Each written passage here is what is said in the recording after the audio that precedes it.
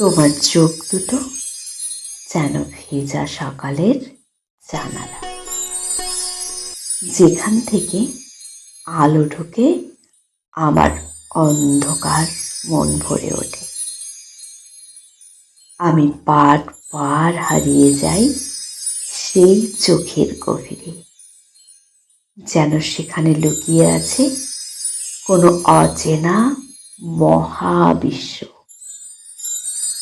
তোমার নীরবতা আমার কাছে এক মধুর গান, যা কখনো বলা হয় না, তবু প্রতিদিন শোনা যায় অচেনা অনুভবে। হয়তো পৃথিবী অনেক কিছু নিয়ে ব্যস্ত, কিন্তু আমার পৃথিবী থেমে থাকে কেবল তোমার কাছে। তোমার একটা দৃষ্টি, একটা হাসি আমার হাজারো ব্যথার প্রতিষেধক হয়ে ওঠে।